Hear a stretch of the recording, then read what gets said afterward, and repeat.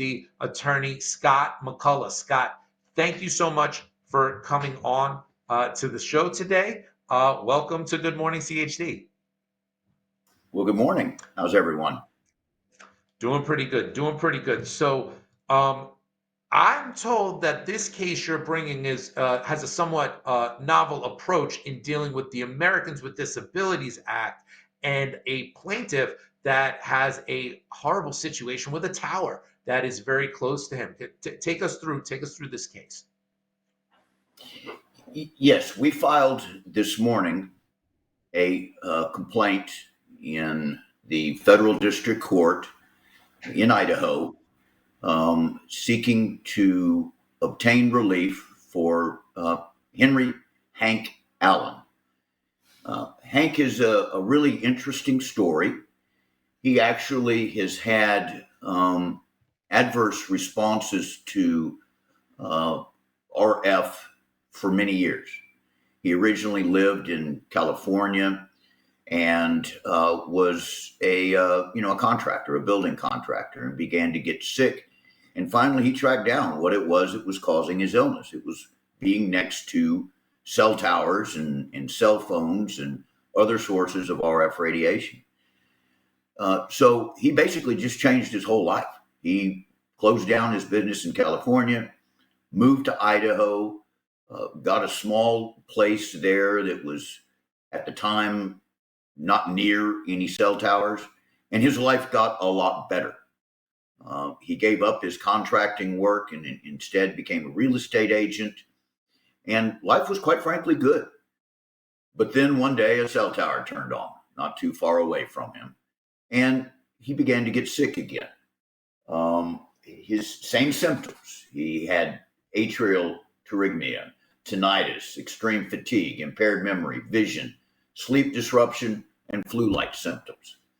But even worse, more than 15 times now, he's had to go through atrial fibrillation. 15 times. Severe cardiac events. And all of it is attributable to the tower next door. So it cannot be denied that this fellow meets all of the criteria for what we call a disability under the Americans with Disabilities Act. He is suffering several severe impairments to his major life activities.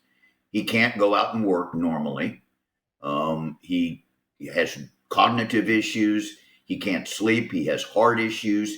He rings all the disability bells, several kinds of conditions, each of which would qualify him for a disability. But here we have several. So what we have now done is we have filed suit because we asked the cell tower company and the cell phone companies to please just make some minor adjustments. Either turn this thing off, or if they won't turn it off, then make some adjustments so that he is not so irradiated from the direct beams from this cell tower. They just absolutely refused. They said, we don't owe you any duties. We're immune. There's nothing you can do. We have a license to make people sick. FCC says we get to do this. We disagree, so we filed suit today to seek relief for Hank Allen, and by extension, some of the millions of others who suffer from similar conditions. Let me just give you some numbers here to keep things in context. There was a study in 2019 which indicates that 5% of the population has adverse responses, moderate symptoms in response to RF. That's 16.6 million people in the United States. Wow. 1.5% have severe symptoms, and 0.65% or 2.16 million are made so sick that they can't work. They basically just can't do anything in life. They're just shut down, prisoners in their own home, and being poisoned in their own home. If you add up the number of people who can't work or have severe symptoms, that's actually almost double the number of people in the United States who are mobility impaired and have to use wheelchairs. But as we know, over the last many years, our society made the correct choice to ensure that people who are mobility impaired have the ability to still engage in society. We did curb cuts. We We make sure that buildings have elevators. We do all sorts of things for them. But yet there is this invisible group of people who are made even worse than those who are just mobility impaired. And I'm not, trying to reduce how bad things are from them. But we have this large set of people completely ignored. They are invisible, that desperately need to be taken care of. And our case today is going to be the first of several filed throughout the country where we try to take care of this huge, huge problem. Wow, that's fascinating. Scott, is radio frequency sensitivity recognized as a disability in America today? There have been some cases at the administrative level where, for example, Social Security disability has been recognized, the military disability uh, group at the administrative level and then in the courts have recognized it as a source of disability. But remember, when you are looking at disabilities, it's not the source or the cause of the disability. It is your condition that is important. Ah, And then it is what must be done to allow you to still participate in society by way of reasonable accommodations. Here, it just turns out that the accommodation happens to also be the thing that is making him sick. so if this Some of the courts litigation, have accepted, yeah, some of the courts have accepted, at least for argument purposes, that RF can give rise to symptoms that, if severe enough, can be disabilities. There's never been a case that has gone to final judgment, however, where the court has ruled, yes, this is an issue. Yes, the ADA covers it. Yes, the wireless companies have duties, and yes, accommodation must be given. So this is a right? groundbreaking case. Right, so it's groundbreaking, and if it wins, this could set a pretty big and significant precedent, couldn't it? Well, it could, because there are so many people who are suffering every day for this that have no other remedy.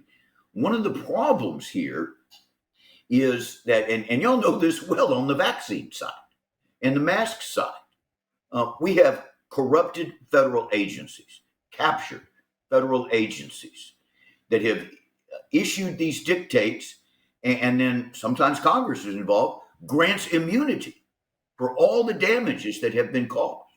And then it punishes those who are trying to raise the problem and go, wait a minute, you can't do this to me.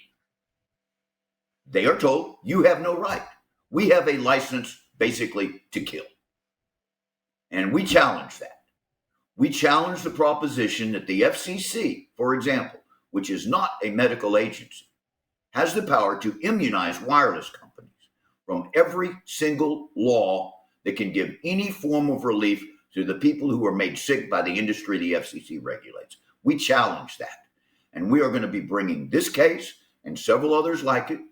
And we're going to continue to prosecute the other cases we have coming at basically the same issue from several different areas, whether it be environmental in terms of plants, birds, bees, and trees through the Endangered Species Act and other federal environmental statutes, whether it be trying to get a ruling that a state board of health actually has the jurisdiction to protect people within its remit. That's our case in Pittsfield, where a board of health found both injury and causation and tried to come up with a remedy, but was then sued in federal court by Verizon in this instance, saying, no, state boards of health cannot protect people's health. We think that's insane.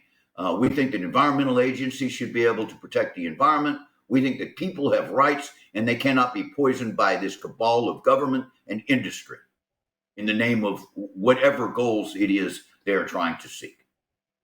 So Scott, in this, you actually referenced that this new case is actually a civil rights case, and I think a lot of people might It is. not make that connection. Could you talk to that a little bit?